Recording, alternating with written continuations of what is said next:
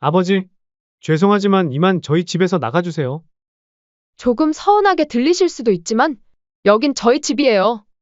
이렇게 남의 집에서 하룻밤 자고 가시겠다는 거 실례인 건 아시죠? 실례라, 네 엄마 장례 끝나고 내가 하룻밤만 묵고 가겠다는데.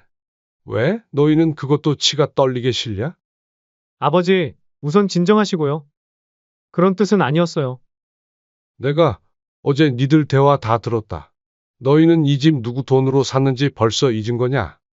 진명에 넘기신 지가 언제인데 또 그 소리예요? 막말로 부모가 자식한테 집 해주는 건 당연한 거 아니에요? 맞아요. 그걸로 생색내셔도 안 통해요. 내가 너희 이 집 줄 때 그냥 준 거 아니다. 우리한테 잘하라고, 효도하라고 미리 준 거야. 부모가 사준 집인데 하루 묵는 것도 치를 떠는 자식한테 뭐가 이쁘다고 내가 집을 줘야 하냐? 이 집 당장 다시 내놔라. 아버지, 갑자기 왜 그러세요? 그래도 제 명이잖아요. 이미 주신 건데 이제 와서 마음대로 그러시면 안 되죠. 명의? 이 집이 내 능력으로 산 거라도 되는 줄 아는구나. 나는 분명 조건 걸고 준 거고 그 조건을 안 지킨 건 너희야. 그러니 계약 파기다. 내가 법적으로든 해서든 이 집 되찾을 거니 그리 알아라. 안녕하세요. 이 사연의 주인공은 74세 박춘복 씨입니다. 박 씨는 젊었을 적 서울 을지로 기계 공장에서 일했습니다. 쇳소리 요란한 조립 라인에서 눈썹 끝에 쇳가루를 묻히며 하루 12시간씩 버텼습니다. 박 씨는 가방끈은 짧았지만 끈기와 책임감만큼은 누구보다도 강한 가장이었습니다. 그 무게를 함께 짊어진 사람은 아내 해숙이었습니다. 72세인 아내는 젊은 시절 버스 종점 근처에서 매일 새벽 5시 찬물로 떡을 불리고 어묵 육수를 우리며 포장마차를 20년 넘게 운영했습니다. 손가락 끝이 갈라지고 등이 굽어도 그녀는 단 하루도 가게 문을 닫지 않았죠. 그 이유는 바로 하나뿐인 외아들 동진이 때문이었습니다. 올해 44세가 된 아들 동진이는 부부가 평생을 바쳐 키운 자식이었습니다. 남들이 기념일마다 레스토랑에 가는 동안 박 씨 부부는 제대로 된 외식 한 번 없이 살아왔습니다. 그 돈으로 아들의 학원비에나 보태는 게 더 낫다고 생각했죠. 우리가 고생하는 건 괜찮아. 아들이 남들처럼만 잘 살 수만 있다면 그걸로 된 거지. 아내는 그렇게 말하며 손에 물집이 터져도 웃었습니다. 박 씨 역시 하루 종일 일을 하고 돌아와도 아들의 자는 모습을 바라보며 웃음을 지었죠. 그 덕분일까요? 아들은 비교적 평탄한 길을 걸었습니다. 서울에 있는 사립대학을 나와 지금은 서울시 산하의 7급 공무원에 합격해 일을 하고 있습니다. 어느 날 아들은 고등학교 행정실에서 계약직으로 일하고 있는 여자친구 혜진이를 데리고 집에 인사를 왔습니다. 안녕하세요. 아버님, 어머님, 동진 씨에게 얘기 많이 들었습니다. 처음 만났을 때 혜진이는 인사는 공손했고 눈도 잘 마주쳤습니다. 무뚝뚝한 박 씨였지만 며느리가 정중하게 인사하자 고개를 끄덕이며 마음에 들어 했습니다. 몇 달 뒤 결혼 날짜가 잡히고 아들이 조심스럽게 박 씨 부부 앞에 앉았습니다. 평소보다 표정이 진지했고 무언가 말하려는 듯 입술을 달싹였죠. 아버지, 결혼도 하고 나면 아무래도 제대로 된 집이 필요한데. 공무원 월급으로는 10년을 모아도 서울에 방 한 칸 사기도 어려운 세상이잖아요. 좀 도와주시면 안 될까요? 곁에 있던 며느리도 슬그머니 말을 얹었습니다. 어머님, 요즘 집값도 계속 오르잖아요. 빨리 살수록 좋죠. 그리고 나중에 애도 생길 텐데. 좁은 데서 시작하면 아마 애도 많이 힘들어할걸요? 자식이라는 단어에 아내의 표정이 살짝 흔들리는 것이 박 씨는 보였습니다. 박 씨는 그런 아내의 모습을 곁눈질로 바라보며 속으로 한숨을 내쉬었죠. 그날 밤 박 씨 부부는 안방에 앉아 조용히 말했습니다. 우리도 예전에 집이 없어서 얼마나 서러웠는지 당신도 기억나죠? 박 씨도 신혼 초 월세방을 전전하며 눈치 보던 그 시절이 떠올랐습니다. 지금이 우리가 도와줄 때가 아닐까요? 우리가 늙어서 뭐 큰 집이 필요해요. 조금 작은 데로 이사 가고 그 돈으로 애들 보태주자고요. 하나뿐인 아들이잖아요. 박 씨는 미간을 찌푸리며 중얼거렸습니다. 아무리 그래도 이렇게까지 해주는 게 맞나? 하지만 아내는 단호했습니다.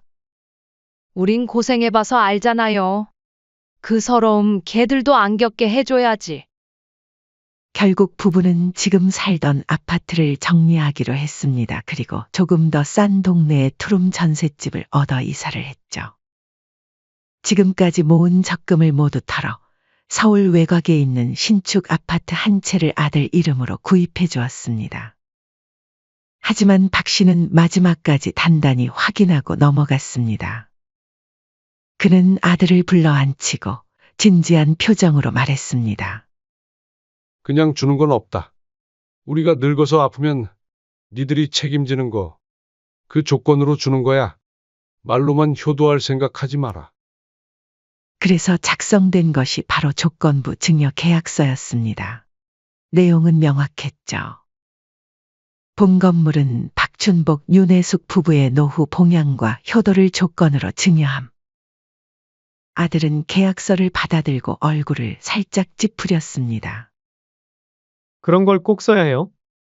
가족끼리인데. 그러자 박 씨는 곧장 받아쳤습니다. 가족끼리라도 확실히 해야지. 우리도 평생 모은 재산을 다 주는 건데 이 정도 말도 못하냐? 너희야 아직 젊어서 괜찮지만 우리는 다르다. 그 대화를 듣고 있던 며느리가 옆에서 웃으며 말했습니다. 그래, 오빠 집 주신다잖아. 그냥 도장 찍고 끝내자. 아들은 고개를 천천히 끄덕였고 그렇게 해서 계약서는 작성됐습니다. 박 씨는 그 순간 마음 한켠에서 불안한 기분이 스쳤지만 곧 그 생각을 떨쳐냈죠. 며칠 뒤 아들과 며느리는 새 아파트에 입주했습니다. 신혼 살림을 시작한 그들의 얼굴은 한껏 밝아 보였습니다. 박 씨와 아내는 아파트 단지 앞에서 찍힌 두 사람의 사진을 바라보며 작게 미소를 지었습니다. 우리 손주도 곧 보겠네요, 여보. 참 잘했다 싶어. 아내의 말에 박 씨도 고개를 끄덕였습니다. 그날만큼은 그들 부부도 모든 희생이 헛되지 않았다고 믿고 있었죠. 자식들이 행복하면 그것으로 충분했으니까요. 그때만 해도 자신들의 선택이 어떤 결과를 가져올지 박 씨 부부는 몰랐습니다. 아파트를 사주고 아들 부부가 입주한 지 몇 달이 지났습니다. 처음엔 종종 전화가 오고 한번 신혼집 놀러 오라는 연락도 있었죠. 하지만 집 명의가 완전히 아들의 것이 되자 연락은 서서히 끊기기 시작했습니다. 박 씨는 그런 변화를 몸소 느끼면서도 아들 부부에게 내색하지 않았습니다. 명절 전날 저녁, 아내는 며칠째 속이 더부룩하고 자주 어지러웠음에도 조용히 시장을 다녀왔습니다. 떡갈비에 동그랑땡, 전을 부치기 위해 이틀 전부터 준비를 시작했습니다. 이번엔 동진이 좋아하는 동그랑땡을 좀 많이 하려고요. 오랜만에 집에 오는 거니까.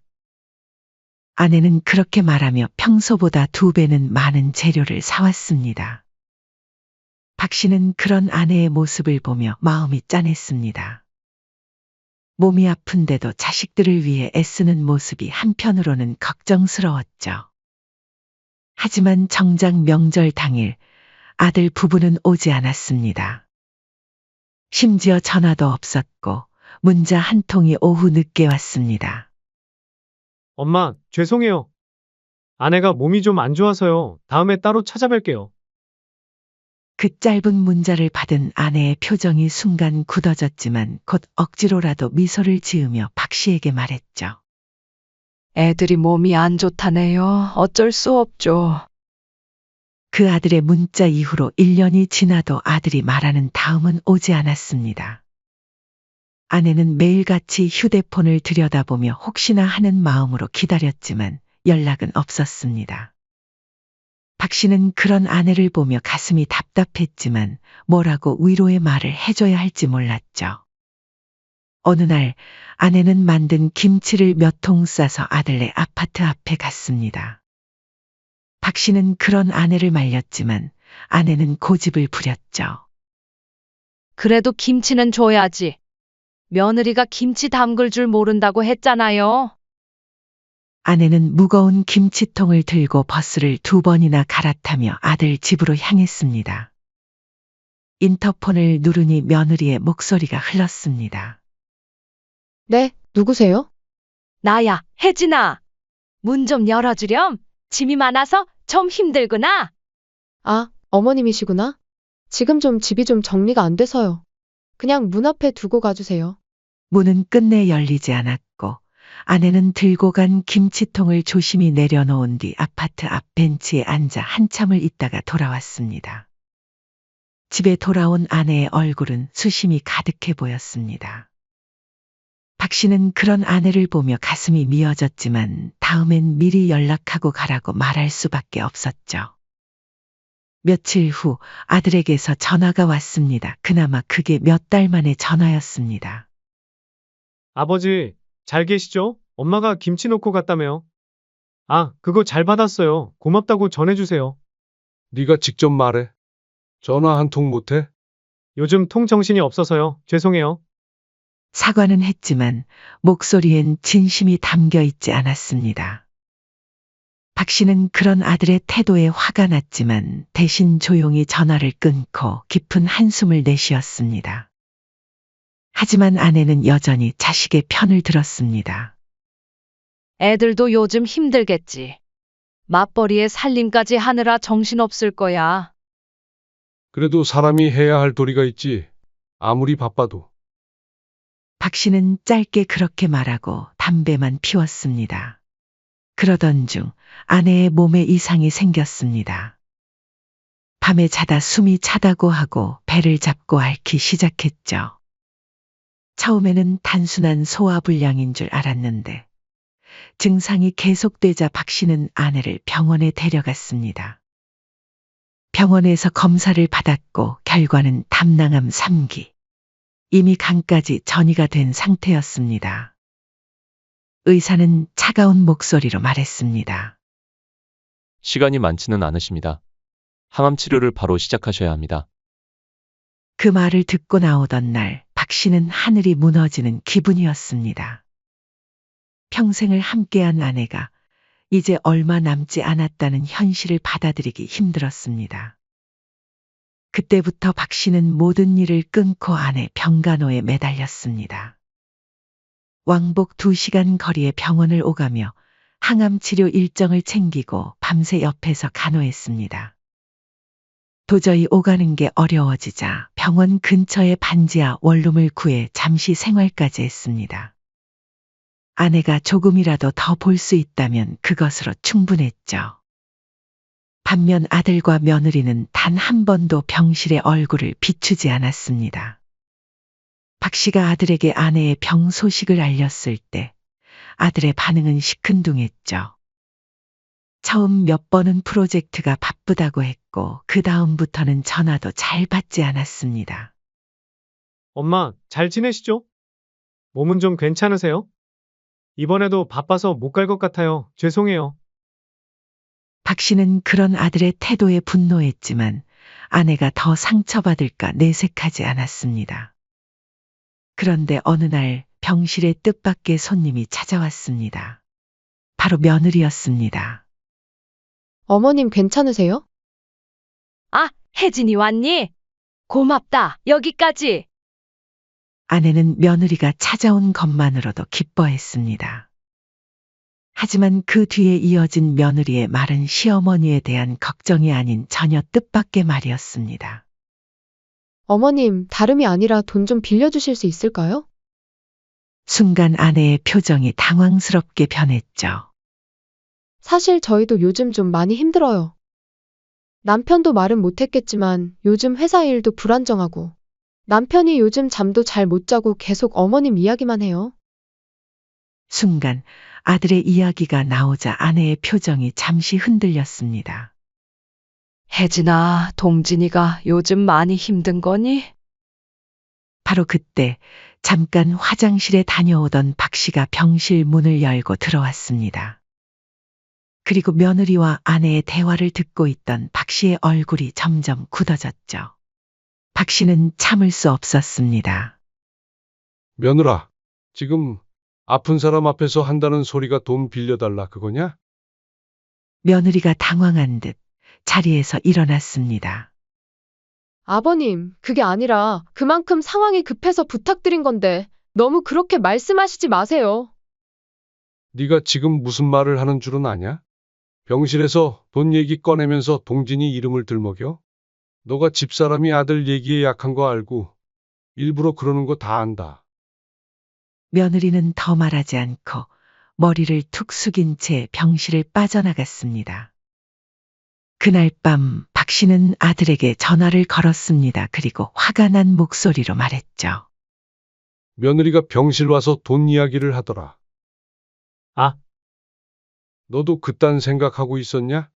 넌 엄마가 지금 어디가 아픈지는 알긴 하냐? 죄송해요. 제가 나중에 갈게요. 하지만 그 나중은 결국 오지 않았습니다. 아들은 핑계만 대고 끝내 어머니의 병실을 찾지 않았죠. 박 씨는 그런 아들에게 절망했습니다. 아내의 숨이 거칠어졌고 의사는 곧 마지막이 올지 모른다고 말했습니다. 박 씨는 아내의 손을 꼭 잡고 귓가에 속삭였습니다. 조금만 더 버텨, 혜수가. 동진이 곧 올 거야.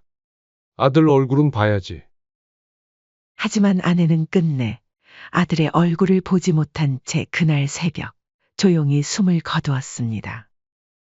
이렇게 가면 나는 어떻게 살아야 하냐, 혜수가.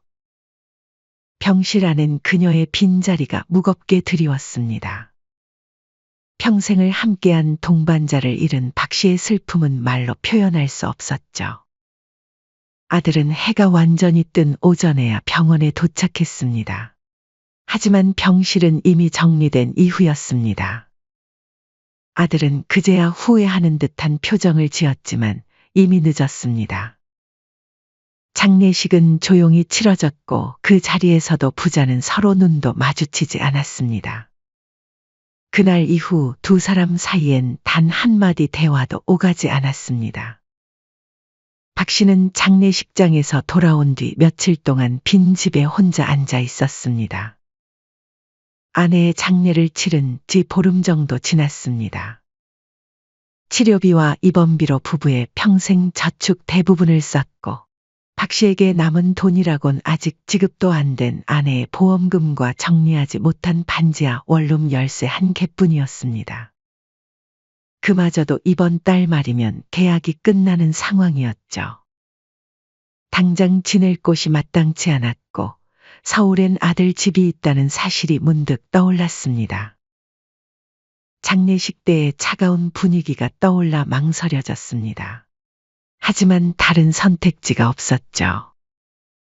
마음 한구석에선 며칠만이라도 편히 몸 좀 누일 곳이 있었으면 하는 바람뿐이었죠. 결국 박 씨는 무거운 발걸음으로 서울 외곽의 아들 집을 찾아갔습니다. 아파트 단지에 도착한 박 씨는 잠시 벤치에 앉아 마음을 다스렸습니다. 벨을 누르자 문이 열렸고 며느리가 문틈으로 박 씨를 위아래로 훑어보았습니다. 아버님 이 시간엔 웬일이세요? 며느리의 목소리에는 반가움보다는 당황스러움이 묻어 있었습니다. 박 씨는 조심스럽게 말했습니다. 혜진아, 내가 당장 갈 데가 없어서 그러는데 잠깐 좀 신세 좀 져도 되겠니? 몇 밤만 몸 좀 뉘려 그래. 아들도 퇴근에 들어오고 있던 참이었습니다. 아들은 아버지를 보자 순간 당황했습니다. 부부는 잠시 눈치를 주고받더니 며느리가 먼저 말했습니다. 잠깐 지내시는 거면 아버님 친구분이나 친척분 계신 데는 없으세요? 아니면 요즘 모텔도 괜찮고 고시원도 잘 돼 있더라고요. 그 말을 들은 박 씨의 가슴이 철렁했습니다. 아내의 장례를 치른 지 보름도 안 된 상황에서 아들의 집에서 며칠 지내겠다는 것도 이렇게 거절당할 줄은 몰랐죠. 그래도 하룻밤만 재워다오. 내일 다른 곳 알아볼게. 그래도 아들 집에서 겨우 며칠 지내겠다는 말도 이렇게 핀잔으로 돌아오자 가슴이 뻐근해졌습니다. 아들은 아무 말 없이 방으로 들어갔고 며느리는 어쩔 수 없다는 듯 박 씨를 집 안으로 안내했습니다. 아들 집에 오는 동안 아무것도 먹지 못했고 지친 몸은 기력이 없었습니다. 박 씨는 며느리에게 조심스럽게 말했습니다. 배가 좀 고프네. 밥 좀 줄 수 있겠니? 며느리는 씻던 손을 툭 털며 말했습니다. 지금 밥솥에 밥은 없고요. 라면은 있으니까 끓여드릴게요. 마침 김치는 있거든요. 라면이 끓는 냄비 소리, 김치통이 열리는 소리가 이어졌습니다. 며느리는 대충 끓인 라면을 그릇에 담아 박 씨 앞에 놓았습니다. 그릇을 받아든 박 씨는 한 숟가락 떠서 입에 넣어보고는 말했습니다. 밀가루는 소화가 잘 안 돼서 혹시 밥은 없니? 며느리는 짜증스럽다는 표정을 숨기지 못하며 그제야 냉동실에서 찬밥을 꺼내 데웠습니다. 전자레인지에서 나온 밥은 딱딱했지만 박 씨는 조용히 밥 한 덩이에 라면 국물을 말아 그릇을 비웠습니다. 잘 먹었다. 그렇게 말한 뒤 박 씨는 작은 안방 한쪽에 이불을 펴고 쪽잠을 청했습니다. 밤이 깊어지자 문틈 너머로 말소리가 들려왔습니다. 그 소리는 아들 부부가 거실에서 나누는 대화였습니다. 나 진짜 너무 불편해. 이게 뭐야? 우리 신혼인데 왜 굳이 여기까지 오시게 해? 며느리의 목소리는 짜증으로 가득했습니다. 당신이 조금만 참아. 지금 아버지도 힘드시니까. 이제 어머님도 안 계시잖아. 설마 아버님이 여기 계속 사시려는 건 아니지? 은근슬쩍 빌붙으려는 속셈 아니냐고. 솔직히 아버님이랑 같이 살면 답 없어. 박 씨의 가슴이 철렁 내려앉았습니다. 이내 아들은 망설이듯 말했습니다. 그래, 아버지랑 같이 지내는 건 현실적으로 무리지. 내일 아침에 조용히 말씀드리자. 나가달라고. 그 말에 며느리는 웃으며 고개를 끄덕였습니다. 그래, 그게 낫겠어. 아무래도 서로 불편하잖아. 박 씨는 천장을 보며 이 집을 사주던 날의 일을 떠올렸습니다. 그 당시 박 씨의 아내는 기뻐하며 말했었죠. 우리가 이렇게 해주면 동진이도 고마워할 거야. 나중에 우리 늙으면 잘해줄 거고.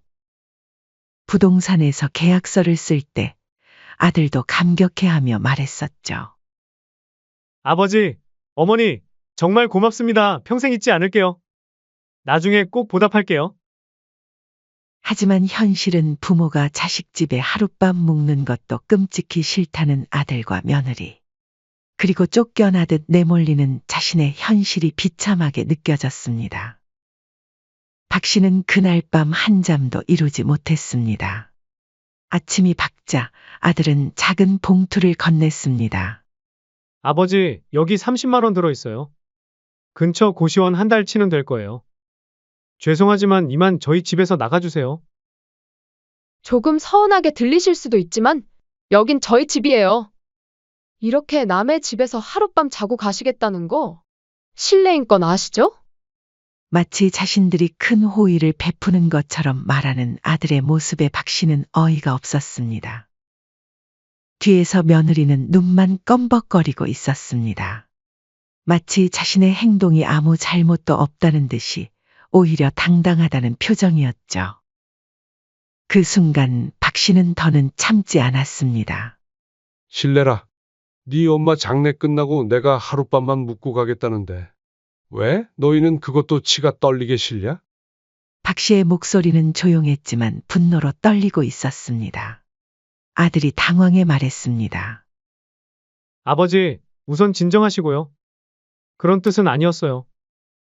내가 어제 니들 대화 다 들었다. 너희는 이 집 누구 돈으로 샀는지 벌써 잊은 거냐? 박 씨가 자신들의 대화를 모두 들었다는 사실에 아들과 며느리의 얼굴이 순간 굳어졌습니다. 짐승도 고마운 줄은 안다. 근데 사람이 그러면 안 되지. 진명에 넘기신 지가 언제인데 또 그 소리예요? 막말로 부모가 자식한테 집 해주는 건 당연한 거 아니에요? 맞아요. 그걸로 생색내셔도 안 통해요. 박 씨는 단호하게 말을 잘랐습니다. 동진아, 내가 너 이 집 줄 때 뭐라고 했는지 기억 안 나냐? 그냥 준 거 아니다. 우리한테 잘하라고, 효도하라고 미리 준 거야. 부모가 사준 집인데 하루 묵는 것도 치를 떠는 자식한테 뭐가 이쁘다고 내가 집을 줘야 하냐? 이 집 당장 다시 내놔라. 그 말에 아들은 말을 더듬으며 말했습니다. 아버지, 갑자기 왜 그러세요? 그래도 제 명이잖아요. 이미 주신 건데 이제 와서 마음대로 그러시면 안 되죠. 아들의 목소리에는 당황스러움과 함께 약간의 반발심도 섞여 있었습니다. 명희, 이 집이 내 능력으로 산 거라도 되는 줄 아는 거냐? 나는 분명 조건 걸고 준 거고 그 조건을 안 지킨 건 너희야. 그러니 계약 파기다. 내가 법적으로든 뭐든 다 되찾을 거니 그리 알아라. 박 씨는 그동안 쌓였던 분노와 실망을 모두 토해냈습니다. 아내의 마지막 순간에도 얼굴 한 번 비추지 않았던 아들, 병실에서 돈을 요구했던 며느리, 그리고 지금까지의 모든 서운함이 한꺼번에 터져나왔죠. 그 말에 방 안은 고요해졌습니다. 며느리의 표정은 굳었고 아들은 고개를 떨군 채 아무 말도 하지 못했습니다. 박 씨는 조용히 아들의 집을 나섰습니다. 박 씨는 아들이 준 30만 원을 꼭 쥔 채 조용히 법무법인 사무실로 향했습니다. 그 돈으로 상담을 받고 아내와 함께 작성했던 조건부명의 이전 계약서를 꺼내 보였습니다. 변호사는 서류를 천천히 훑어보며 고개를 끄덕였습니다. 이건 단순한 증여가 아닙니다. 부모 봉양을 조건으로 한 증여 계약이네요. 이 조건이 위반됐다면 무효소송 충분히 가능합니다. 박 씨는 말없이 고개를 끄덕였습니다. 그동안 품고 있던 분노와 절망이 법적 근거가 있다는 사실에 약간의 위안을 느꼈죠. 변호사는 계속해서 설명했습니다. 다만 이런 경우 조건 위반 사실을 명확히 보여줄 수 있는 증거들이 필요해요. 박 씨는 그때부터 증거 수집에 나섰습니다. 아내가 생전 며느리에게 보낸 카카오톡 메시지들, 며느리가 아내에게 쏘아붙인 메시지 캡처들을 정리했죠. 명절이나 가족 행사 불참 기록, 병간호 외면 사실, 그리고 무엇보다 병든 시어머니에게 돈을 달라며 찾아온 기록들까지 차곡차곡 모았습니다. 며칠 후 박 씨는 정식으로 아들 부부를 상대로 소송을 제기했습니다. 첫 번째 재판날 법정은 차가운 분위기로 가득했습니다. 아들과 며느리는 변호사와 함께 나타났고 박 씨도 자신의 변호사와 나란히 앉았습니다. 아들 부부 측 변호사는 자신들의 명의임을 주장하며 목소리를 높였습니다. 이미 정당하게 증여받은 부동산이며 명예 이전도 완료된 상태입니다. 단지 부모의 마음이 상했다는 이유 하나로 일방적인 증여 취소는 불가능합니다. 하지만 박 씨는 담담하게 그간의 증거들을 제출했습니다. 아내가 생전 며느리에게 보낸 안부 메시지에 대한 차가운 답장들, 명절 불참 통보 메시지. 그리고 무엇보다 결정적이었던 것은 아내의 장례식 후 아들과 며느리의 대화였습니다. 박 씨는 그날 밤 아들 부부의 대화를 녹음한 파일도 제출했습니다. 어머님도 돌아가셨고 설마 아버님이 여기 계속 사시려는 건 아니죠? 은근슬쩍 빌붙으려는 속셈 아니에요? 그 녹음 파일이 법정에 울려 퍼졌을 때 아들은 고개를 떨구었고 며느리는 얼굴이 창백해졌습니다. 판사도 심각한 표정으로 서류들을 검토했고 아들은 변명을 늘어놓았습니다.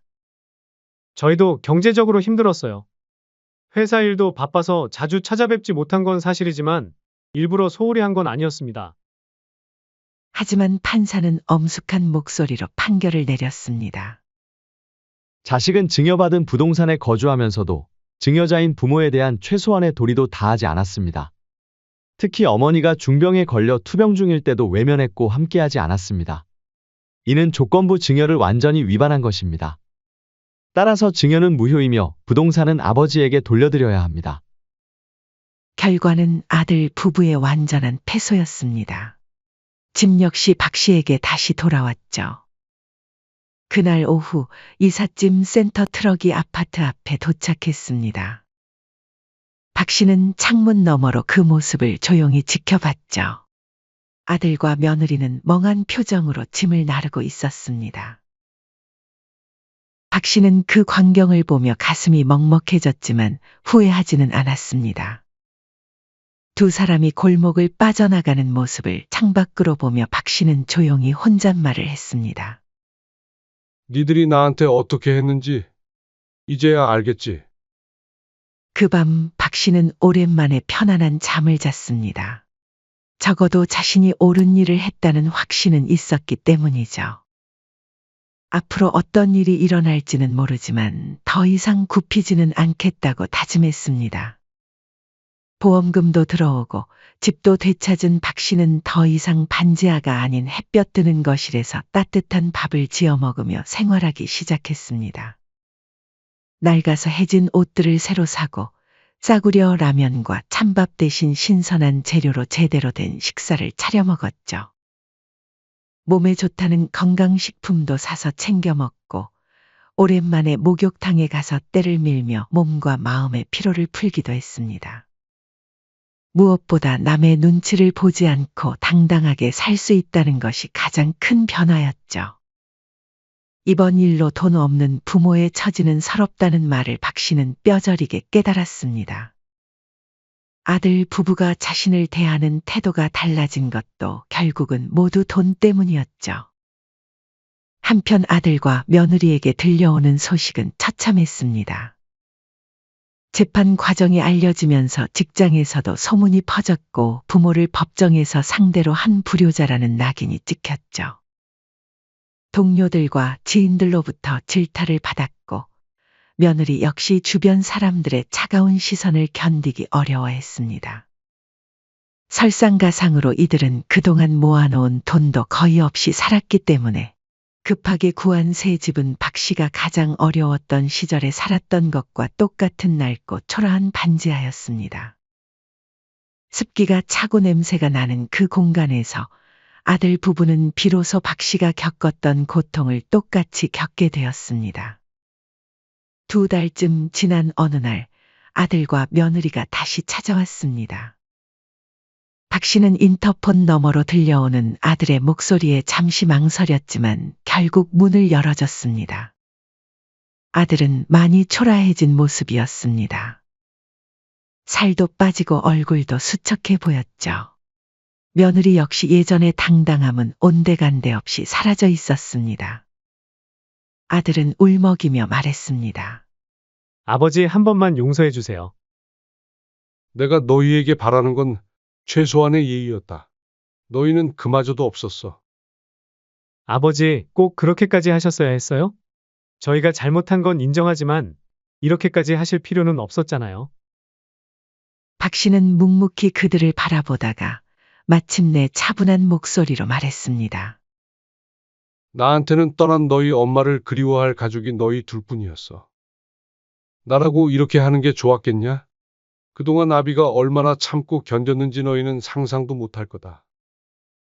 이번 일로 나도 자식 없는 셈 치고 연 끊고 내 인생 살련다. 더 이상 찾아오지도 연락하지도 마라.